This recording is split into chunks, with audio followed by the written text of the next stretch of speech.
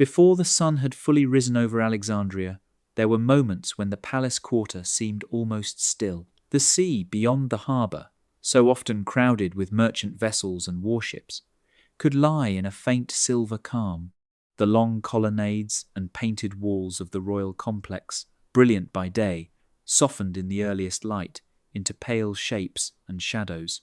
Somewhere within that world of stone, linen, incense, polished cedar, and murmured instructions, Cleopatra moved through the rooms of power that had been prepared for her and, at times, arranged against her since childhood.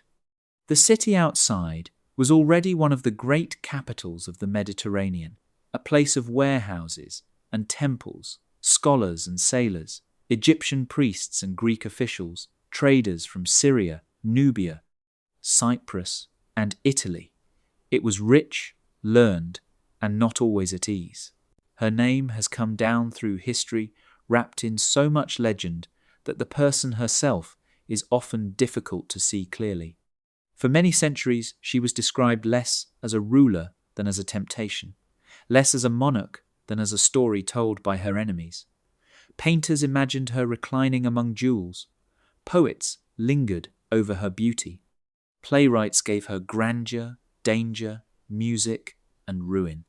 Yet behind all of that stood a queen who governed one of the wealthiest kingdoms of the ancient world, who spoke with diplomats and generals in several languages, and who understood the grain supply, the treasury, the army, and the fragile politics of dynastic survival.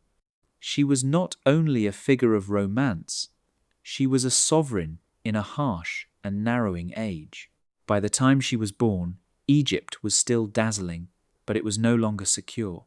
The old pharaonic civilization stretched back into immemorial time, and the Nile still rose and fell with patient regularity, feeding fields that sustained millions. Yet the kingdom was ruled not by native Egyptian dynasts, but by the descendants of one of Alexander the Great's Macedonian generals. For nearly 3 centuries, the Ptolemies had governed from Alexandria, marrying among themselves, speaking Greek at court, presenting themselves as pharaohs to Egyptian subjects and as Hellenistic monarchs to the wider Mediterranean world. It was a kingdom of extraordinary wealth and equally extraordinary fragility. And in the West, Rome had become impossible to ignore. Its generals, senators, creditors, and ambitions pressed steadily eastward. Kingdom after kingdom discovered that independence could survive only so long as Rome permitted it. The age into which Cleopatra was born was therefore not merely one of local palace intrigue, though there was plenty of that. It was also an age in which old powers were learning, often too late, how small they had become in the shadow of a rising republic that was itself beginning to turn into something larger and harder. What followed in Cleopatra's life was not simply a tale of seduction or tragedy, though later ages preferred to remember it that way. It was the story of a woman born into a dynasty already weakening, educated for rule, sharpened by danger, and compelled to negotiate with the most powerful men of her century, while trying, again and again, to keep her kingdom alive.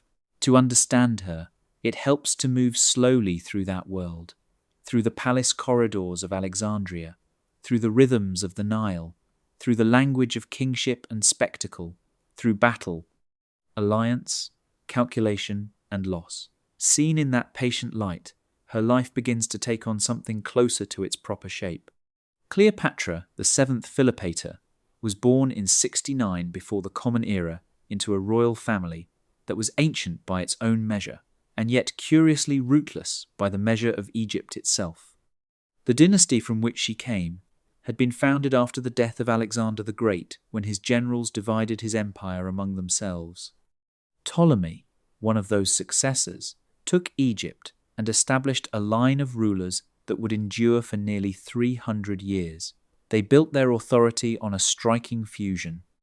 In public ceremony, they were pharaohs, participating in rituals older than memory, linked to the gods of the Nile Valley, and depicted in the visual language of Egyptian kingship. At court, and in administration, however, they remained largely Greek in speech, education, and political culture. This double identity gave the kingdom both strength and strain. Alexandria, the capital, became one of the great cities of the ancient world, intellectual, wealthy, cosmopolitan, and restless. Its famous library and scholarly institutions gathered texts and thinkers from across the Mediterranean. Its harbour connected Egypt to every major trading system of the region. Grain from the Nile fed distant populations. Papyrus, glass, textiles, perfumes, and luxury goods moved through its markets.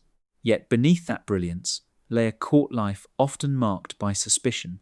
The Ptolemies had a notorious history of rivalry among siblings, assassinations, contested accessions, and marriages arranged not for affection but for dynastic containment. Cleopatra's father, Ptolemy XII Auletes, was one of the lesser figures of that line, though his weakness would shape her life as decisively as any strength might have done. He was called Auletes, the flute player, a nickname not entirely flattering in the eyes of ancient critics who preferred sterner images of monarchy. He ruled Egypt, but insecurely. His legitimacy was uncertain, his finances were strained, and his dependence on Roman favour was increasingly obvious. In earlier generations, the wealth of Egypt might have secured the dynasty against outside interference. In his day, it served instead as a reason for Roman politicians and generals to take interest. Much about Cleopatra's mother remains uncertain.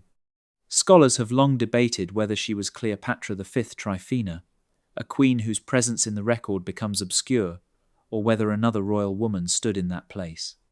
Ancient evidence is incomplete, and the silences matter because questions of lineage mattered intensely within the Ptolemaic court.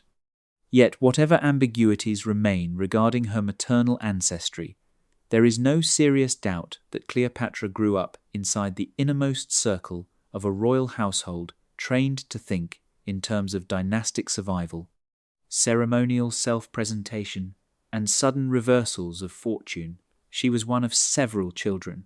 Among her siblings were Berenice IV, Arsinoe IV, and the younger brothers who would later be known as Ptolemy XIII and Ptolemy XIV. In another family, this might simply have meant companions in childhood, rivals perhaps in affection or privilege. In a Hellenistic royal house, it meant something harder. Brothers and sisters were potential allies, potential co-rulers, potential spouses, and potential threats. From an early age, any intelligent child in such an environment would have understood that affection could not be cleanly separated from politics. The Alexandria of her youth must have impressed itself on her senses with unusual force. It was a city unlike the older sacred capitals of Egypt. It faced outward to the Mediterranean rather than inward along the river. Its broad avenues and formal districts reflected Greek urban planning. Temples to Egyptian deities stood alongside Greek institutions. Priests, scholars, merchants, soldiers, and administrators crowded its neighbourhoods. The palace district, set near the harbour, contained not one building but a complex of residences, audience chambers, storehouses, gardens, shrines, and administrative spaces. There were fountains, shaded courtyards, storerooms full of tribute and imported luxuries, chambers for scribes, rooms for receptions, and rooms for private calculation. A child growing up there would have heard many languages. Greek would have dominated elite education and government. Egyptian was the language of the land and of deep religious continuity. Latin would increasingly matter because of Rome. Other tongues passed through the port with traders and diplomats. One of the traits later remembered about Cleopatra, perhaps with some embellishment, but very likely with a solid core of truth, was her linguistic ability. Ancient writers suggest that she could speak not merely Greek and Egyptian, but other languages used by neighbouring peoples. Whether every such claim is exact is impossible to know. What does seem clear is that she was unusually learned and unusually capable of direct communication across political and cultural boundaries. That was no small thing. Earlier, Ptolemies are often thought not even to have learned Egyptian well. If Cleopatra did, as many believe, she marked herself out in an important symbolic way. To speak the language of the country one rules is not the same as to fully belong to it, but it alters the relationship. It suggests a seriousness about kingship that goes beyond costume and ritual. It may also reflect her understanding, even as a young woman, that rule in Egypt depended not only on courtly pedigree, but on the ability to inhabit more than one political world at once. Her education was probably broad, disciplined, and shaped by the ideals of Hellenistic monarchy. A royal daughter in Alexandria could be instructed in literature, rhetoric, philosophy, history, geography, and mathematics, but also in the ceremonial habits of rule. She would learn how lineage was presented, how gifts were bestowed, how petitions were heard, how embassies were received, and how public appearances communicated legitimacy. She would also absorb the lesson that wealth alone did not secure power. Her father's reign offered continual evidence of that. Rome had to be watched. Roman debts had to be managed. Roman favour had to be purchased, flattered, and feared. In 58, before the Common Era, when Cleopatra was still a girl, the precariousness of her father's position became impossible to ignore. His policies and dependence on Rome had made him unpopular, and when he failed to prevent Rome's annexation of Cyprus, where a relative ruled, public anger in Egypt rose sharply. Ptolemy XII fled the country. It was a humiliating episode and a formative one. A monarch had not merely faced criticism, but had been driven out. In his absence, Cleopatra's elder sister Berenice IV took power. For the young Cleopatra, the lesson must have been unforgettable. Thrones could be lost. A father might depart not as a triumphant sovereign, but as a supplicant heading toward Rome in search of restoration. A sister might seize what seemed secure. Everything about dynasty could become provisional in a matter of months. Ptolemy XII did what weak Hellenistic kings increasingly did in such situations. He sought Roman help. Money, diplomacy, and political relationships in Rome were used to press his case. Eventually, with Roman military assistance, he returned to Egypt in 55 before the Common Era. Berenice IV was executed. Restoration came at a price. It placed the king still more deeply in Roman debt and made clear to all observers, including his children, that the survival of the Ptolemaic dynasty was no longer a purely Egyptian affair. The atmosphere of Cleopatra's later adolescence was therefore shaped by a striking combination of splendor and insecurity. She belonged to one of the most prestigious royal houses in the Eastern Mediterranean. She moved within a court that retained immense ceremonial resources. Yet she had already seen exile, restoration, and execution within her own family. She had seen Rome's hand inside Egyptian succession. She had learned that weakness invited intervention, and that legitimacy required performance as much as inheritance. These were not abstract lessons. They were the ground on which she would build her life. When later generations imagined Cleopatra only as a glamorous queen entering history fully formed, they overlooked the harder truth. She was raised in a dynasty that taught vigilance before it taught comfort. Her childhood was not a golden prelude to romance. It was an education in instability. As Cleopatra moved from childhood into young adulthood, the world around her narrowed and sharpened. It was no longer enough to understand that the court was dangerous. She had to begin locating herself within that danger. A royal daughter in the Ptolemaic house could not assume obscurity. Even before she had formal authority, she would be watched, assessed, and interpreted by courtiers, advisors, priests, foreign envoys, and members of her own family. Every appearance mattered. Every alliance mattered. Even silence could matter as much as speech. The surviving evidence from these years is fragmentary, as it often is with ancient lives, but enough can be inferred to give the period its general shape. Cleopatra almost certainly continued a rigorous education in the traditions of Greek high culture. She would have encountered Homer and tragedy, political thought and rhetoric, geography and administration. Yet, unlike the education of a private citizen, hers was inseparable from government. Alexandria was not merely a center of learning, it was the operating heart of a kingdom. Intellectual life and statecraft existed side by side. To read a historian in such a city was also to think about precedent. To study language was to study rule. One of the enduring features of her historical reputation is intelligence. Ancient sources, even hostile ones, often concede it in some form. They may differ about her beauty or exaggerate its effect, but they repeatedly return to the impression made by her conversation, wit, or presence of mind. It is possible, of course, for later writers to create a flattering image out of fragments, especially when fascinated by a dramatic life. Still, the consistency of this theme suggests a woman whose abilities were evident even to those inclined to dislike her. What made intelligence politically valuable in her world was not simply the capacity to learn, but the capacity to adapt. Cleopatra came of age, while Rome itself was entering one of the most turbulent phases in its republican history. The careers of Pompey, Crassus, and Julius Caesar, the tensions between Senate and generals, and the increasingly violent competition for power within Rome all mattered in Alexandria. Egypt's rulers could not detach themselves from those struggles, because Roman internal politics had direct consequences for Eastern kingdoms. A Roman patron who rose might protect you. A Roman patron who fell might expose you. Her father's restoration had already demonstrated how much depended on these distant contests. By the time Ptolemy XII neared the end of his reign, Cleopatra was old enough to understand that succession would not be a private family matter.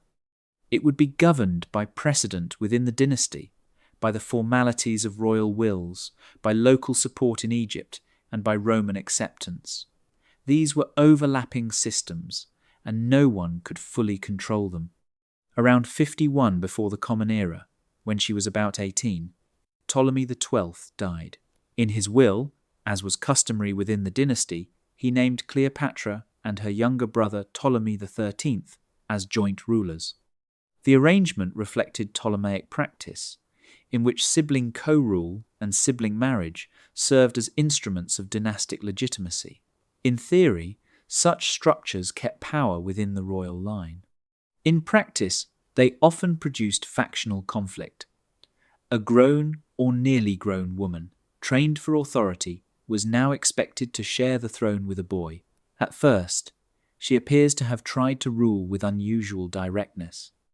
Some of the earliest documents from her reign suggest that she emphasized her own authority more strongly than a quiet ceremonial partnership would have required.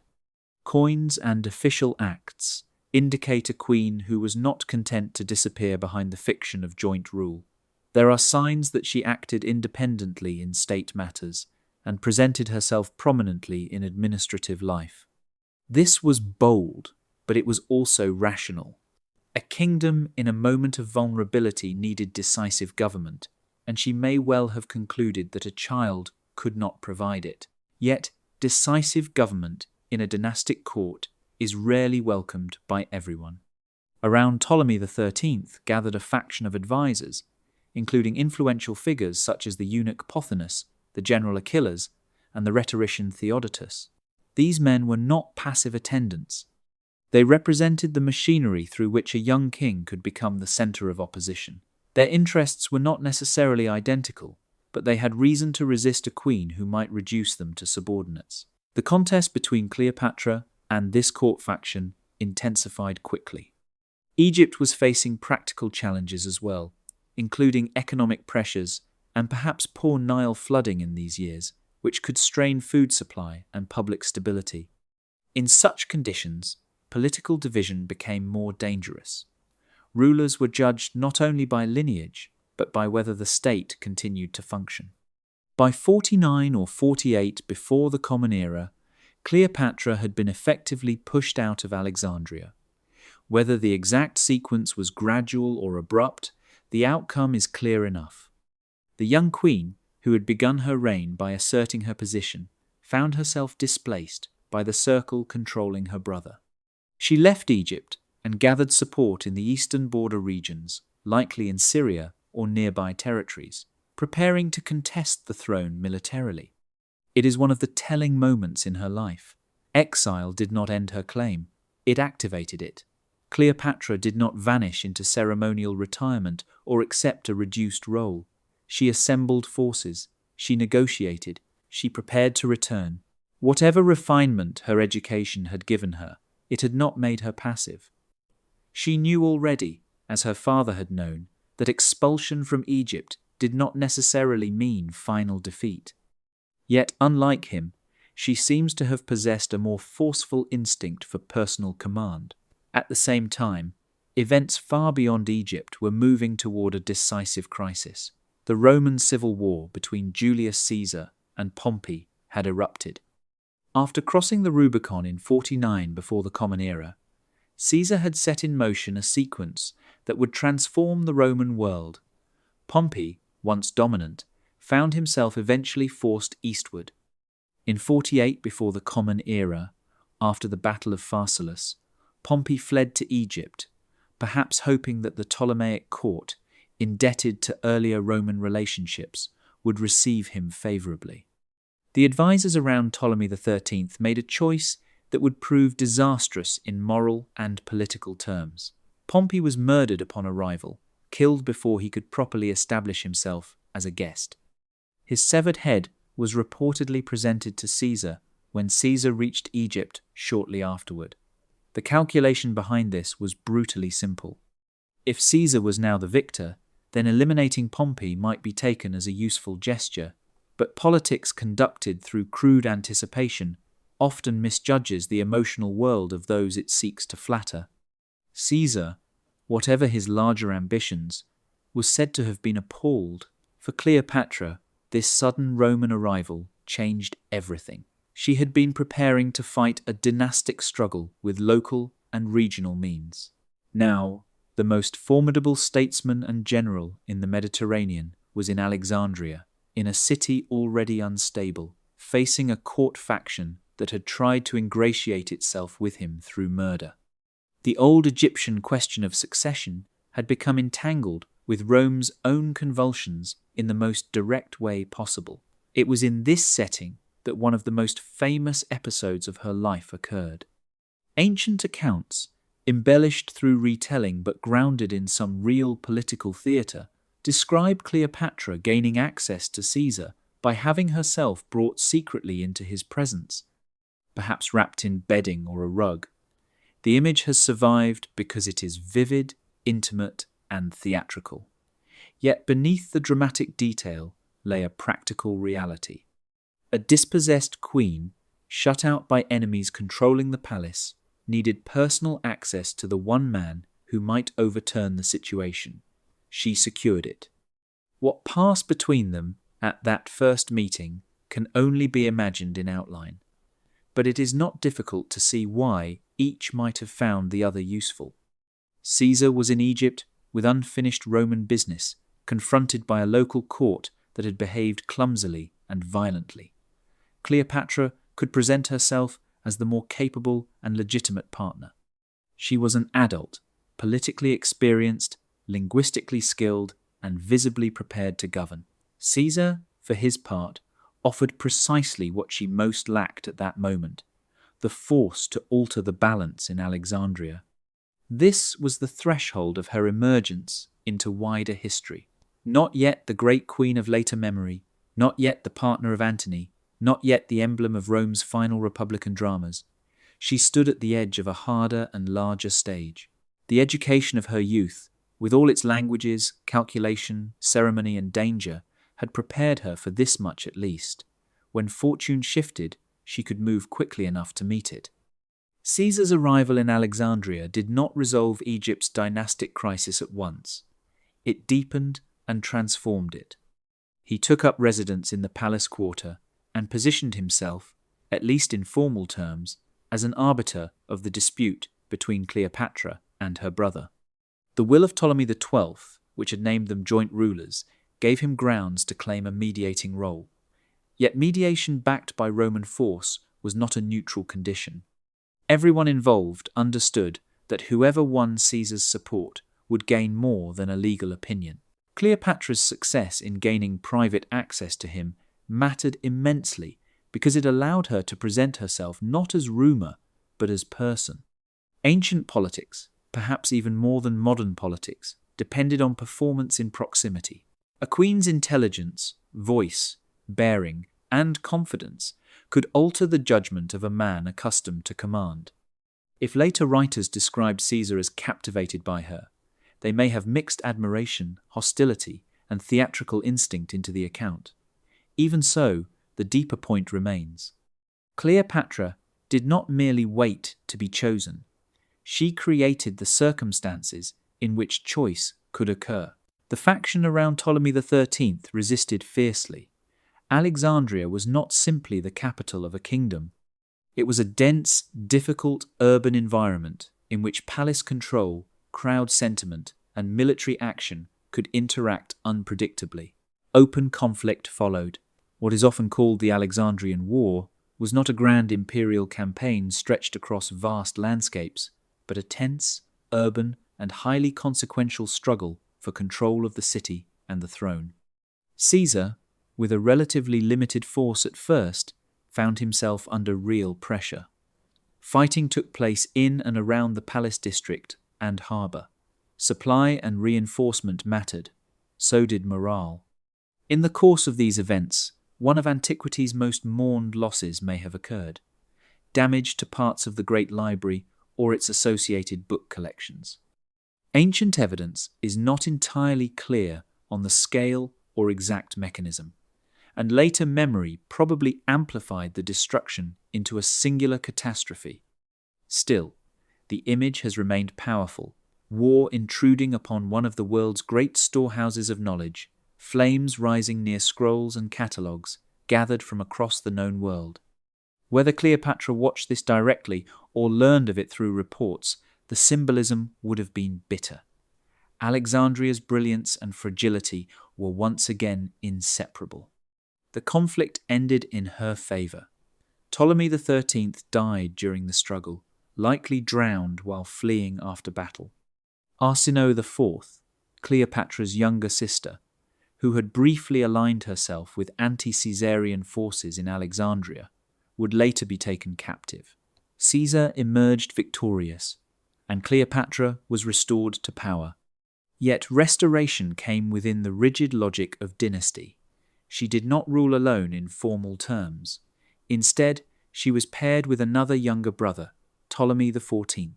Such arrangements were normal in Ptolemaic practice, but everyone understood where real initiative now lay. Cleopatra had survived expulsion, outmaneuvered court rivals, and returned with Roman backing. She had demonstrated resilience, political nerve, and the ability to turn a desperate moment into advantage. It was after this that her relationship with Caesar entered its better-known phase. She travelled with him on the Nile, according to later accounts, in a royal progress that may have combined pleasure, display, and political messaging. Such a journey would have allowed Caesar to see something of Egypt beyond Alexandria, while allowing Cleopatra to perform kingship in the older sacred geography of the Nile Valley. To move upriver was to enter the deeper Egypt of temples, agricultural wealth, priestly continuity, and pharaonic legitimacy. If she wished Roman support to reinforce rather than undermine her position, this sort of display mattered. In 47 before the Common Era, she gave birth to a son, Ptolemy XV, more commonly known as Caesarion, Little Caesar. Whether Caesar publicly and formally acknowledged paternity in the way Cleopatra would have preferred is a matter historians still discuss, but the political meaning in Egypt was unmistakable. The child linked the Ptolemaic throne to Rome's greatest living figure. For Cleopatra, that link was both deeply useful and potentially transformative. A son associated with Caesar could strengthen her dynasty's future and perhaps shift Egypt's relationship with Rome from dependency toward favored alliance. Still, such hopes rested on unstable ground, because Rome itself had not become a monarchy. Caesar's position, though extraordinary, remained contested. Cleopatra's fortunes therefore rose alongside a man whose own future was not secure. Yet in these years, as he continued to defeat Roman opponents and accumulate honours, the partnership must have seemed to offer remarkable possibilities. At some point around 46, before the Common Era, Cleopatra visited Rome. She did not enter as a conquered enemy, but as an allied queen. This alone is worth dwelling on. Rome, stern in its public republican traditions and deeply alert to foreign display, now contained within its orbit the Queen of Egypt, living in proximity to Caesar. She is thought to have stayed in one of his villas across the Tiber. Her presence would have caused fascination, discomfort, and gossip in equal measure. Romans were accustomed to envoys and Eastern rulers, but Cleopatra represented something more charged: wealth, monarchy, feminine sovereignty, and Caesar's personal association all at once. A gilded statue of her was reportedly placed in the temple of Venus Genetrix, Caesar's divine ancestress. Symbolically, this was immense. It did not make Cleopatra Roman, nor did it erase her foreignness, but it inserted her image into a highly charged public space linked to Caesar's own prestige. For admirers, it may have signalled magnificence. For critics, it offered evidence that Caesar's ambitions and private attachments had overreached traditional bounds. It is tempting to imagine her in Rome as secure, but that would be too simple. She was present at the centre of power, yes, yet she was also exposed to Roman resentment and Roman volatility. Many Romans feared monarchy in any form. To them, Eastern courts represented luxury, softness, and despotism, all the things republican rhetoric claimed to oppose. Cleopatra, by temperament and circumstance, was unlikely to make herself small. Her rank required display. But display in Rome could always be turned into accusation. And then, in 44 before the Common Era, the entire arrangement broke. Julius Caesar was assassinated on the Ides of March by senators who claimed they were defending the Republic. The murder did not restore stability. It opened a new phase of uncertainty. For Cleopatra, in Rome, with her child and her political calculations bound up with Caesar's survival, the consequences were immediate. The man who had restored her throne and anchored her strategy was gone. She returned to Egypt soon after. Once again, the pattern of her life asserted itself. A powerful alliance, painstakingly formed, had altered everything and then vanished through violence. Back in Alexandria, she resumed rule. Ptolemy XIV soon disappeared from the record, and likely died under circumstances that later tradition linked to Cleopatra, though certainty is impossible. Caesarion was elevated as co-ruler alongside her. The meaning of this move is not hard to see. If Caesar's living authority had ended, his symbolic authority could still be used through the child associated with him. By now, Cleopatra had established herself as something much more substantial than the ornamental queen of later fantasy. She had held power through civil conflict, managed dynastic rearrangement, borne a son who strengthened her position, and navigated the unnerving experience of standing near the centre of Roman politics at the very moment when that centre convulsed. Egypt under her remained vulnerable, but it was not passive. She had become, unmistakably, the strategist of her own house. If Cleopatra's story ended with her meetings with Caesar, she would still deserve remembrance as a formidable ruler navigating the most dangerous diplomatic environment of her age. Yet the central substance of her reign lies not only in those dramatic encounters, but in the quieter, harder work of maintaining a kingdom. For all the legend attached to her name, Cleopatra governed. She issued decrees, managed alliances, cultivated religious legitimacy, oversaw resources, and shaped a public image calibrated for multiple audiences at once. To rule Egypt in the 1st century before the Common Era was to command one of the richest agricultural systems in the Mediterranean world. The Nile's annual flooding remained the foundation of the kingdom's prosperity. Grain harvests sustained the population and generated export wealth of immense strategic importance. Control of this system was not metaphorical. It involved irrigation, taxation, storage, transport, administrative discipline, and the constant risk of disruption from poor flooding, local disorder, or larger political instability. A ruler who failed to keep such a state functioning could not survive on ceremony alone. Cleopatra appears to have understood this with unusual clarity. Surviving documents from her reign show engagement with administrative matters, including taxation and economic regulation. There are decrees concerning exemptions, privileges, and relationships with temples and officials. The details can seem dry beside the famous scenes of her life, but they are precisely what distinguish monarchy from performance. Her court could stage magnificence because the machinery of extraction and distribution continued to operate. She also cultivated support among Egyptian religious institutions. This was essential. The Ptolemies had long presented themselves as pharaohs within the ancient religious framework of Egypt, sponsoring temples and appearing in traditional iconography. Cleopatra continued and refined this practice. In temple reliefs, she could be depicted in formal Egyptian style, making offerings to the gods, participating in the visual language that linked rulers to cosmic order. Such representations were not quaint survivals. They were politically alive. To Egyptian priestly communities, they affirmed continuity and legitimacy.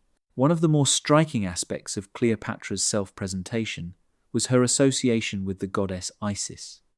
The Ptolemaic dynasty had long drawn on religious symbolism, but Cleopatra's identification with Isis seems to have carried particular force. Isis embodied sovereignty, motherhood, divine protection, and sacred femininity with wide resonance across Egypt and, increasingly, beyond it. By linking herself to the goddess, Cleopatra was not merely adorning her reign with sacred imagery. She was placing herself inside a symbolic system that made female authority intelligible, august, and ancient. At the same time, her public image in the Greek-speaking world could take a different form. There, she was a Hellenistic queen, intellectually refined, politically capable, and dynastically legitimate. The skill of her rule lay partly in this multiplicity. She did not present the same face to all audiences because her kingdom itself was plural. Alexandria was not Thebes. A Roman envoy was not an Egyptian priest. A local administrator was not a Cypriot courtier. To rule effectively required movement across several worlds of meaning. Coins minted during her reign offer a revealing window into this self-fashioning. They do not flatter her according to later romantic conventions.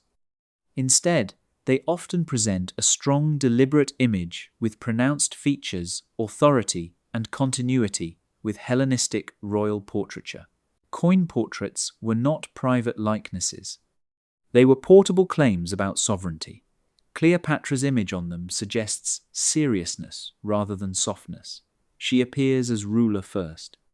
This is one reason later arguments about her beauty can miss the point. Ancient sources disagree or speak in ways open to interpretation. Some imply that her physical beauty alone was not the essential factor. Rather, it was her charisma, intelligence, voice, and cultivated presence that gave her extraordinary effect. That seems plausible. Beauty in politics is never a simple physical fact. It is mediated by dress, conversation, status, timing, confidence, and the needs of those who behold it. Cleopatra's power was not that of a passive ornament admired from afar. It was the active power of a sovereign who understood how attention could be guided and used. After Caesar's death, the Roman world entered yet another phase of civil war and rearrangement. Mark Antony, Octavian, and Lepidus formed the Second Triumvirate, an extraordinary concentration of power meant to stabilize Rome after the assassination. In practice, it reorganized conflict rather than ending it. The Eastern Mediterranean became Antony's sphere of particular importance, and this would draw Cleopatra once again into the most consequential Roman politics. Their first major encounter is usually placed in 41 before the Common Era at Tarsus in Cilicia. Antony summoned Cleopatra to answer charges or questions concerning her conduct during recent Roman conflicts. She did not arrive as a nervous subordinate. Instead, she staged one of antiquity's most famous political entrances, travelling in luxury, associated with Aphrodite or Venus in theatrical display, aboard a splendid barge with perfumes, fabrics, attendants, and calculated magnificence. Ancient writers, especially Plutarch, delighted in the scene, and later ages magnified it further. Yet once again, the essential point is political. Cleopatra knew that power in the Roman East had become personal as much as institutional. Antony was not a bureaucrat reviewing paperwork. He was a triumvir, a warlord, an heir to Caesar's charisma in the eyes of many, and a man responsive to display, loyalty, and advantage. To appear before him in merely ordinary fashion would have been a failure of statecraft.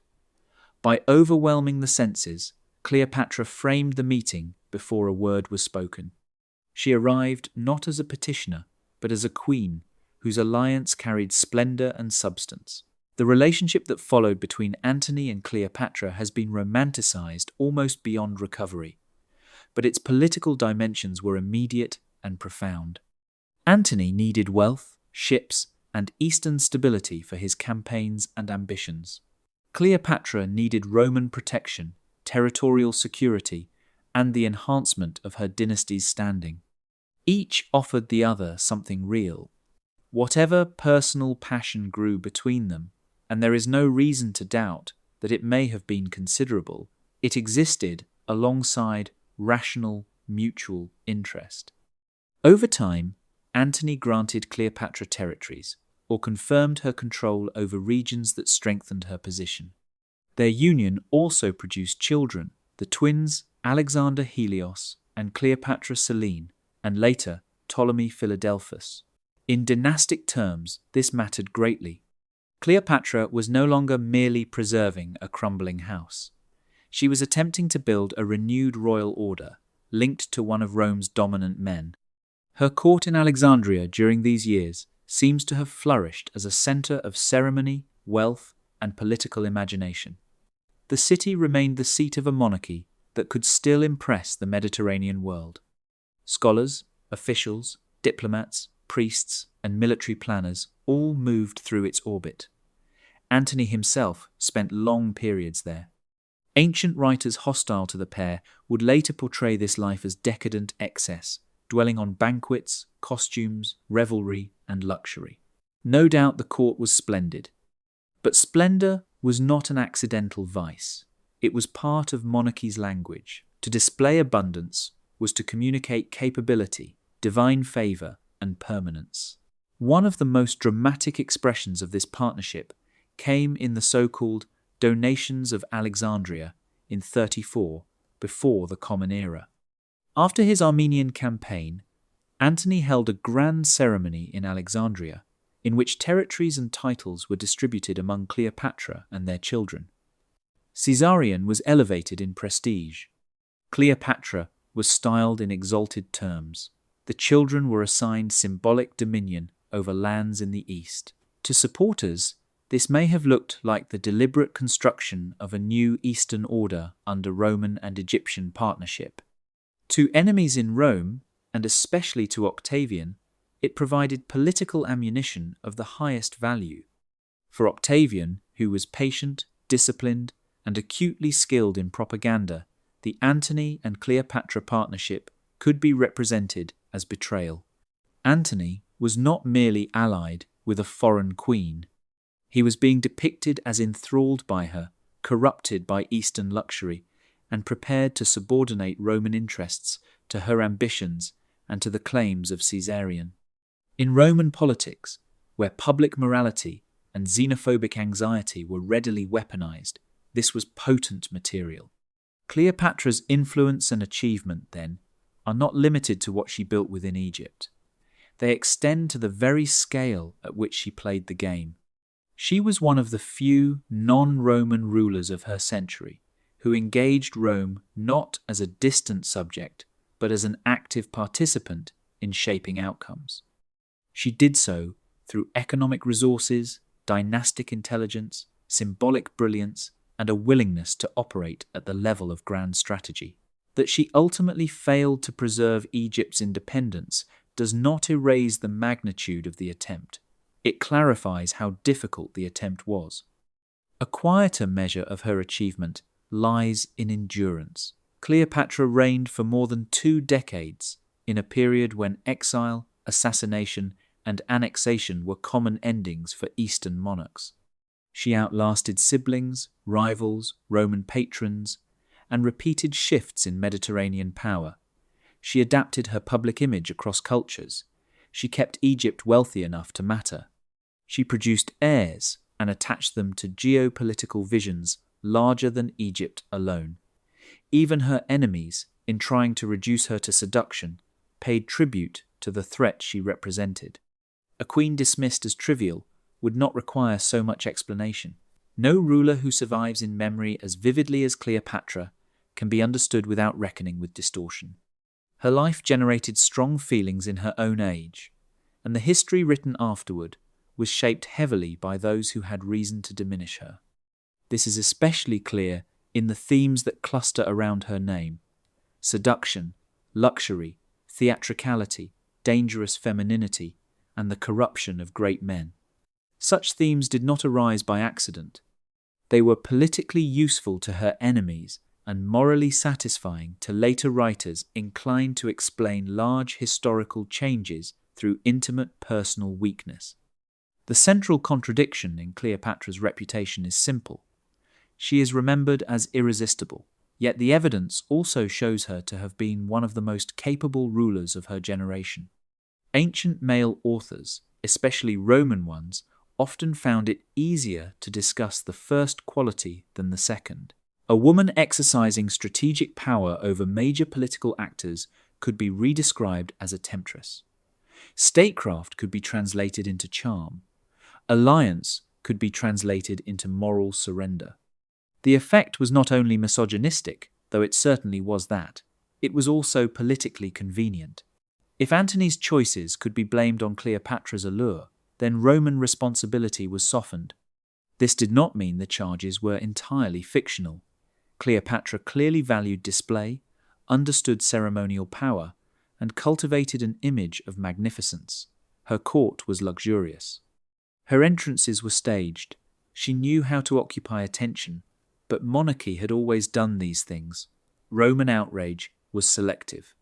Romans celebrated grandeur when it served Roman triumphs, and denounced it when it attached to a foreign queen who would not behave as a subordinate. One of the enduring controversies about Cleopatra concerns her relationship to Egypt itself. Was she truly Egyptian, or merely a Greek-speaking ruler wearing Egyptian forms? The answer is, in a sense, both less satisfying and more interesting than partisan versions suggest. Dynastically, she was Macedonian Greek, descended from the Ptolemies.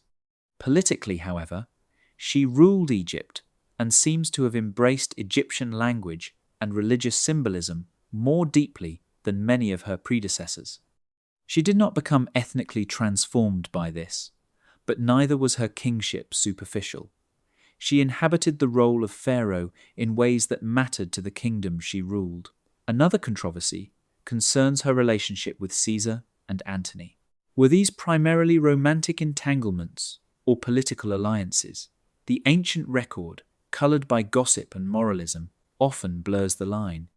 Modern readers sometimes respond by trying to purify her motives into cold calculation, as if romance itself would diminish political seriousness. That correction goes too far in the opposite direction. Human relationships at the highest level of power are rarely reducible to one register. Cleopatra could be politically astute and emotionally involved. Antony could desire her, and also need her fleet, money, and legitimacy in the East. Caesar could admire her mind, and also see the practical advantage of her restoration. Political usefulness and personal attachment do not exclude each other. They often reinforce one another. There has also been persistent fascination with her appearance, sometimes tied to modern ideological debates far removed from the evidence. Ancient coins and sculptures offer only partial guidance. Literary descriptions vary and are filtered through agendas. What seems safest to say is that Cleopatra's historical effect cannot be explained by physical appearance alone. Many rulers have been handsome or beautiful and left little mark. What set her apart was the orchestration of presence, voice, intelligence, bearing, timing, spectacle, and status. She could turn encounter into leverage. Her treatment of rivals raises harder questions. The Ptolemaic court was a violent environment, and the deaths or removals of siblings around her have long fueled suspicion. Arsinoe IV, after appearing in Antony's triumph in Rome and later living at Ephesus, was eventually executed at Cleopatra's urging, or with her approval when Antony had her killed. Ptolemy XIV's death also remains shadowed by tradition that accuses Cleopatra. In a modern moral frame, these facts, or likely facts, can seem cold and severe. In an ancient dynastic frame, they were grimly familiar. This does not excuse them, but it does contextualize them. Royal houses in the Hellenistic world could be murderous precisely because claims to legitimacy were so narrowly contained. A sibling left alive was often not merely kin, but a future civil war. Roman propaganda sharpened all these traits into a single, damaging image.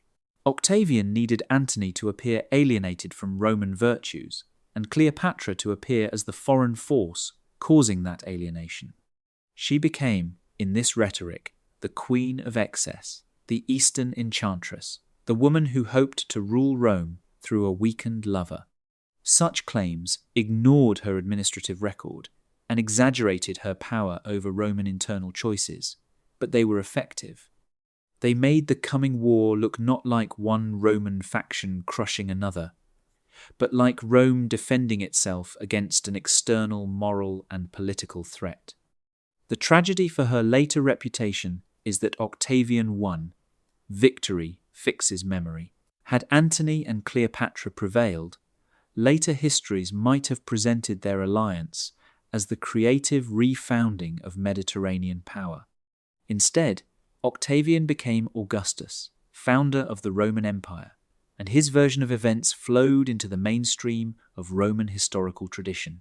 Cleopatra was preserved there not as a successful sovereign, but as the necessary defeated other against whom Roman order defined itself. Even so, cracks remained in the hostile portrait. Plutarch, writing later under Roman rule, retained enough complexity to suggest that Cleopatra's charm lay not simply in beauty, but in conversation and presence. Other writers, even while condemning her, could not quite conceal admiration for her courage, intelligence, or grandeur under pressure. Hostility itself became evidence. Men do not usually invent elaborate moral denunciations for rulers they consider trivial. Her life also unsettled cultural expectations around female power. Ancient societies, though varied, often preferred women's political influence to be indirect, domestic, or dynastically mediating, rather than sovereign in its own right. Cleopatra violated that preference.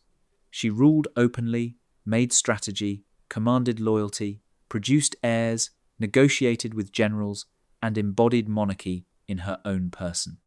This made her susceptible to narratives that sexualized authority in order to explain it away. A woman with power had to be made legible to male readers, and seduction was a familiar language for doing so. Yet even through all this, the harder truth remains visible. Cleopatra was contradictory because rulers, are contradictory. She could be learned and ruthless, ceremonious and adaptable, maternally symbolic and politically relentless. She could cultivate sacred imagery while calculating military necessity. She could stage beauty and govern taxation. To ask whether she was a lover or a ruler, Egyptian or Greek, sincere or strategic, is to force false choices on a life that operated through combination. It is often the fate of remarkable figures to become simpler after death than they ever were in life. Cleopatra suffered that fate more than most. But complexity has a way of returning, quietly, if one stays with the record long enough. She was not the fantasy later ages wanted, nor the monster Roman propaganda required. She was a queen of immense gifts, working in a world that rewarded ruthlessness and punished miscalculation. That world gave her opportunity, but never mercy. The later years of Cleopatra's reign unfolded beneath a political sky that was growing steadily darker. By the middle of the 30s, before the Common Era, the alliance between Antony and Octavian was fraying beyond repair. Their earlier partnership within the triumviral system had always been a practical arrangement rather than a settled harmony. Each needed the other for a time. Each also knew that two men of such ambition could not indefinitely inhabit the same political future. Cleopatra, bound now to Antony by children, territory, and shared interests, was drawn into the narrowing line of conflict. Antony's position was complicated from the start. He possessed enormous military reputation, personal charisma, and long-standing association with Caesar's memory. He also had weaknesses that Octavian exploited with relentless discipline.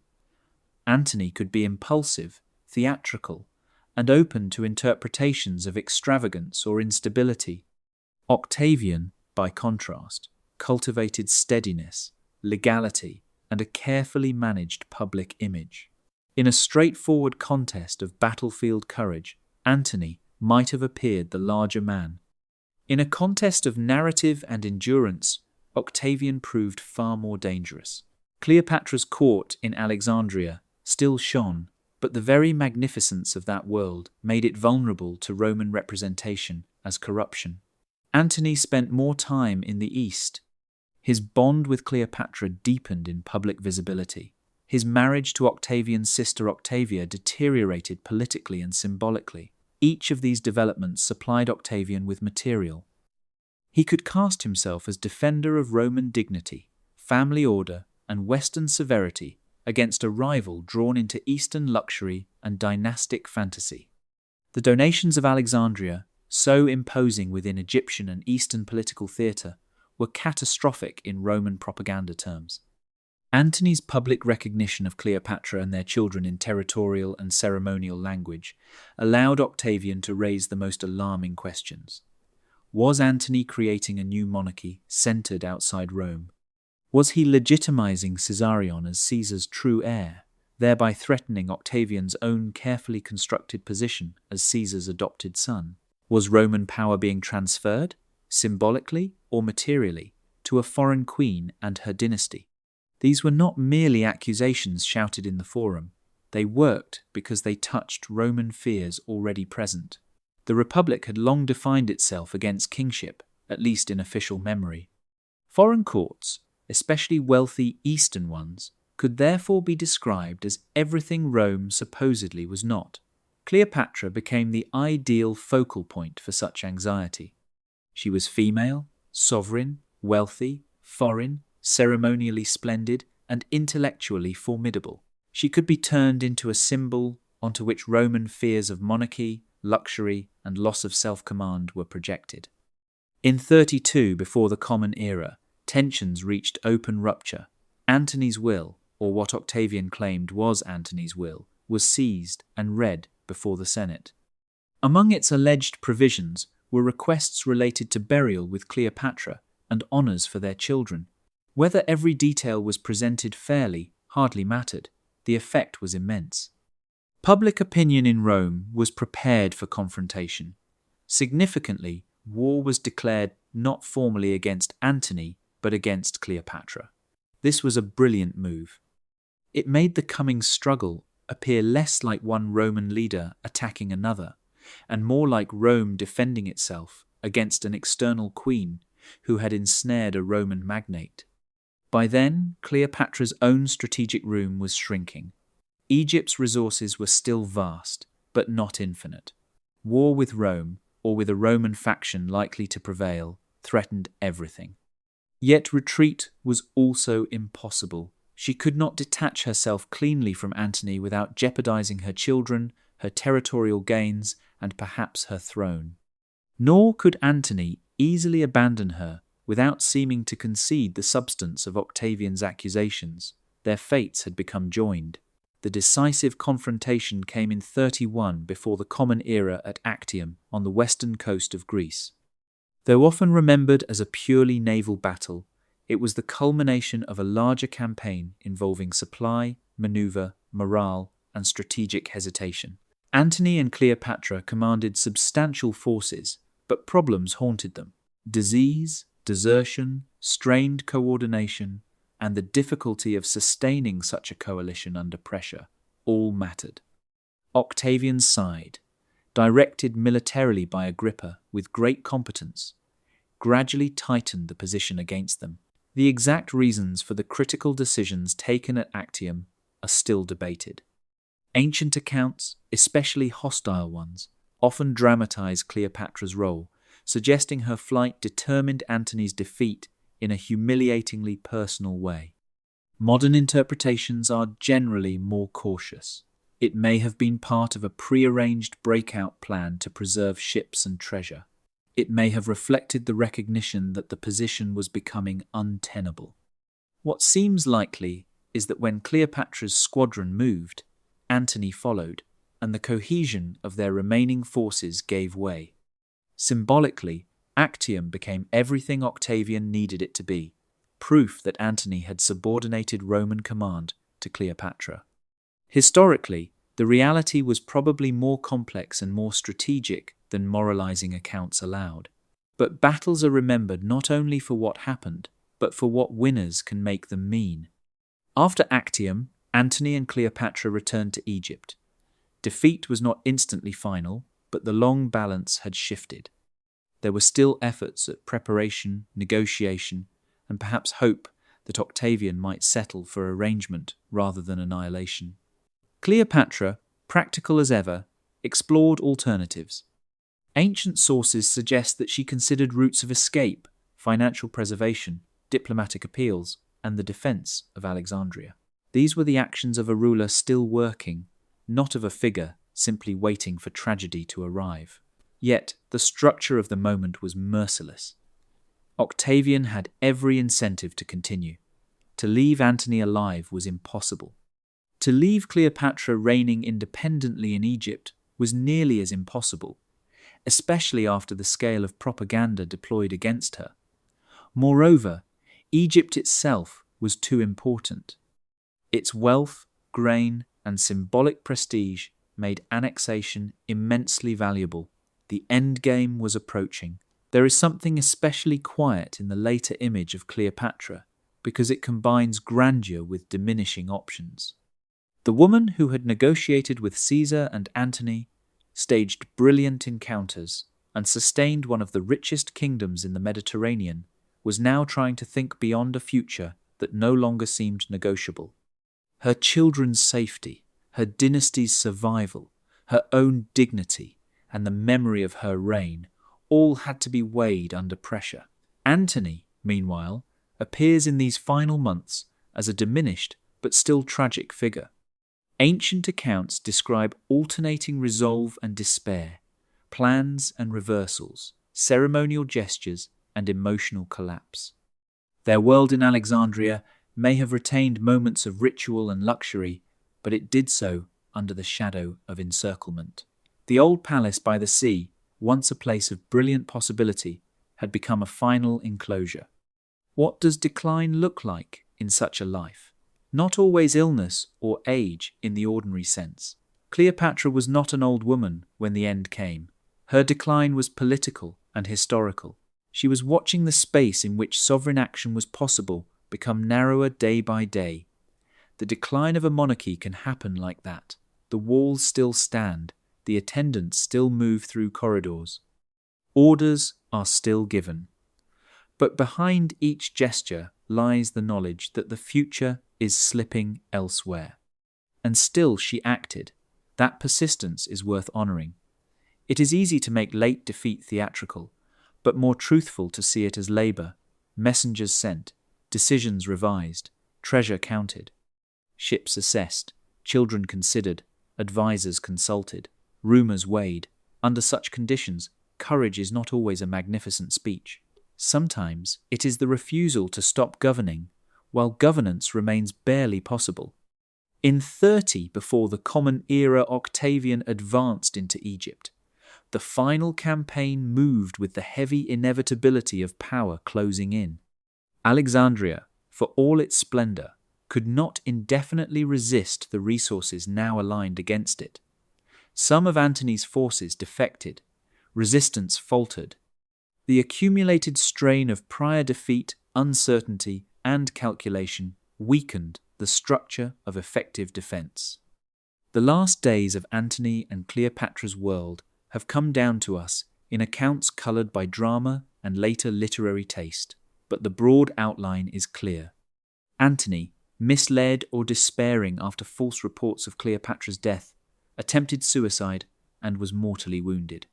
He was then brought, according to the familiar story, to the place where Cleopatra had withdrawn and died in her presence. Whether every detail occurred exactly as later writers described it is impossible to know. Yet even stripped of embellishment, the scene retains a tired poignancy. A man who had commanded armies and shaped Roman politics died not on a battlefield of triumph, but in a collapsing foreign court, his fortunes bound to a queen whose own end was near. Cleopatra's position after Antony's death was desperate, but not passive. She still had reason to think carefully. Octavian wanted her alive, at least long enough to secure Egypt, control Caesarion's fate, and perhaps display her in a Roman triumph. For a victor, the image of the defeated queen carried enormous symbolic value. To parade her in Rome would be to complete the narrative of conquest. Cleopatra understood this. Few fates would have been more degrading for a monarch who had lived by sovereignty and ceremony. There were meetings or attempted negotiations between Cleopatra and Octavian. Ancient sources present him as cool, controlled, and outwardly respectful, though always calculating. She may have sought terms for her children, or some arrangement that preserved part of the dynasty, but Octavian's room for mercy was limited by ambition. Caesarion, if allowed to live as Caesar's son, represented a political danger. Cleopatra, if spared in freedom, represented a symbolic danger. He could be courteous. 2. He could not be generous in any way that threatened consolidation. Caesarion attempted flight, but was captured and killed. With him, the direct dream of a Caesar-linked Egyptian dynasty ended. Cleopatra's children, by Antony, would be spared, though their futures would pass into Roman hands. Cleopatra Selene, in particular, would later survive into a significant, though altered, life. But for their mother, the essential choices had narrowed to one: live as captive spectacle or die as a queen. Her death has been told and retold in one of history's most enduring images: the asp, the basket, the bite, the queen in composed finality. Whether that account is literally correct remains uncertain. Poison of some kind may well have been used, but the exact method is debated. The snake story had symbolic and dramatic power, linking Egypt, royalty, and sudden death into one memorable emblem. Ancient writers loved it for that reason. Historians, more cautious, note the practical ambiguities. Yet method matters less than intention. Cleopatra appears to have taken her own life deliberately, avoiding the humiliation of Roman display. She died in August of 30, before the Common Era, at about 39 years of age. With her ended not only a life, but a dynasty. The Ptolemaic kingdom, which had ruled Egypt since the age following Alexander, was finished. Egypt became Roman.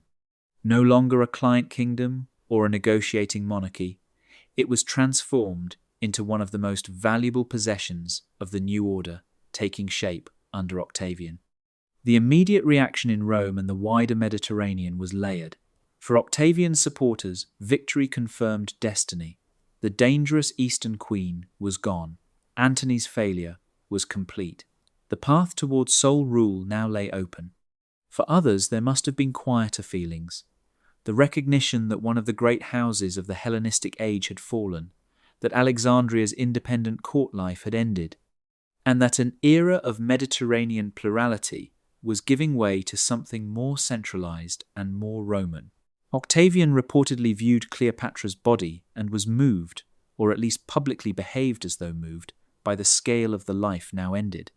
He allowed Antony and Cleopatra to be buried together.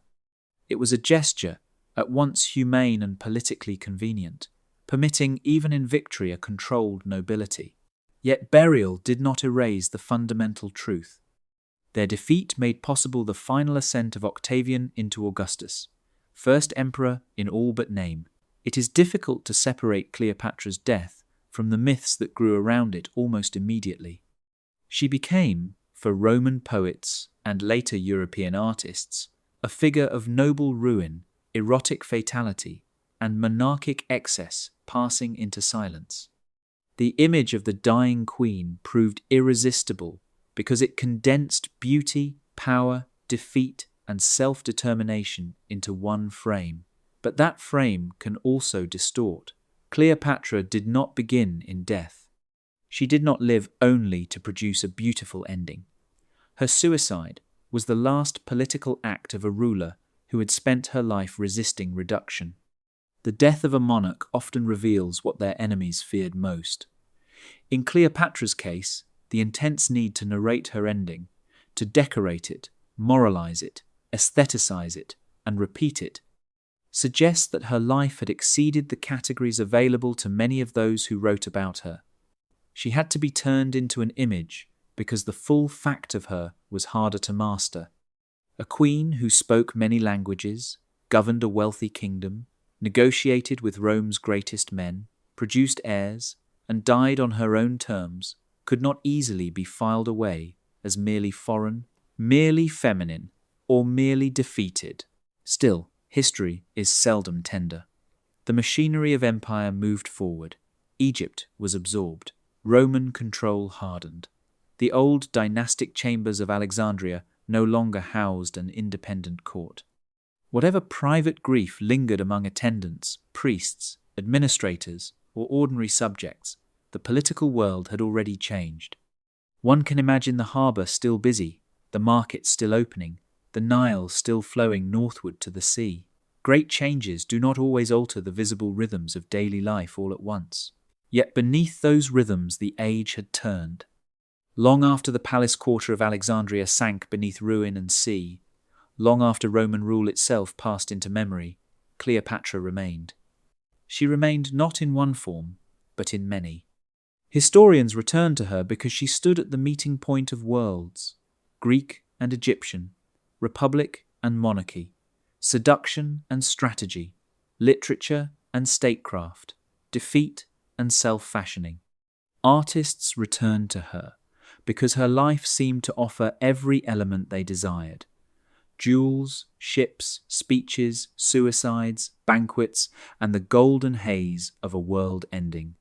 Yet the deeper legacy of Cleopatra does not lie only in how often she has been imagined. It lies in the persistence with which she resists being simplified. She was the last active ruler of Hellenistic Egypt, and that alone would secure her place in history. With her death, a line founded in the aftermath of Alexander finally came to its close. Egypt, one of the oldest and richest centers of civilization, ceased to be governed by its own court and became instead a possession of Rome. In that sense, Cleopatra marks a threshold. Through her life, one can feel the passing of the ancient Mediterranean from a world of competing kingdoms into a world increasingly organized under imperial centralization. But thresholds are rarely remembered merely because they divide time. They are remembered because someone stood there vividly enough to embody the passage. Cleopatra did. She brought to that final moment of independence the full resources of education, ceremony, political daring, and personal force. She did not inherit a secure throne and calmly lose it through idleness. She inherited instability and prolonged sovereignty, far longer than the condition of her dynasty might have suggested possible. Her legacy also survives in the questions she raises about how power is narrated. Why have so many accounts preferred to describe her influence in terms of enchantment rather than administration? Why has beauty, however defined, so often overshadowed policy? Why has Antony's downfall been more readily attributed to Cleopatra's charm than to Antony's own ambition and Roman structural conflict? These questions matter because they are not only about antiquity. They concern the habits by which history explains women who act decisively in public life. Modern scholarship has, in many ways, restored Cleopatra from caricature.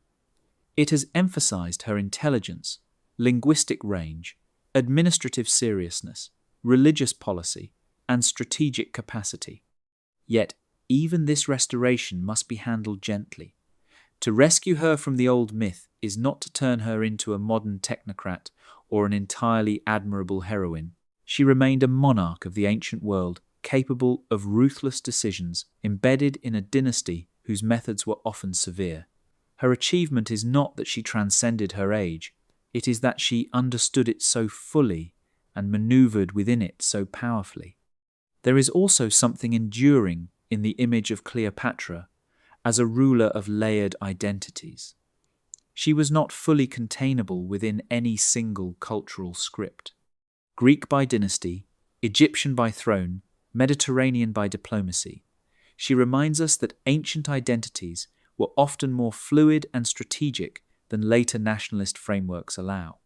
Alexandria itself had produced such complexity, a city where languages overlapped, where gods travelled, where texts were copied from one tradition into another, and where politics and cosmopolitanism lived in constant tension. Cleopatra was, in some sense, the human expression of that city. And then there is the final, quieter legacy, the idea of dignity under narrowing circumstances. Much of her power lay in presence, and much of her tragedy lay in recognizing near the end how little remained to bargain with. Yet even there she insisted on choosing the form of her exit. That choice has often been romanticized, but beneath romance lies a simpler truth. She would not be remade as a prop in someone else's triumph. If one returns, finally, to the palace by the Alexandrian Sea, the scene feels gentler now. The corridors are gone. The voices of scribes, guards, priests, musicians, ambassadors, and servants have long since faded.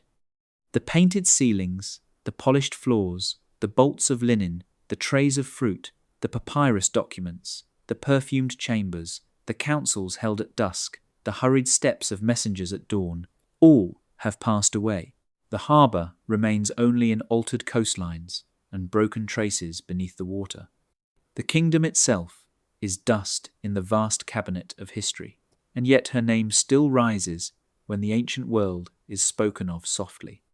Not only because she was beautiful, not only because she loved and lost, not only because she died memorably, but because for a brief and difficult span she held together a world already coming apart. She did so with wit, with pageantry, with learning, with severity, and with a kind of lucid courage. In the end, that may be why Cleopatra continues to seem near. She belonged to an age of marble, riverlight, incense, and bronze, but her life was shaped by questions that never quite disappear: how to rule in uncertainty, how to present strength, how to endure distortion, how to act when larger powers close in. Those questions remain, even when the palaces vanish. And so the story quiets. The sea darkens beyond Alexandria. The last lamps in the royal chambers burn low. History moves onward, as it always does, carrying kingdoms away one by one, until only names, fragments, and a few enduring human gestures remain. Cleopatra is one of those gestures still visible in the long light before sleep.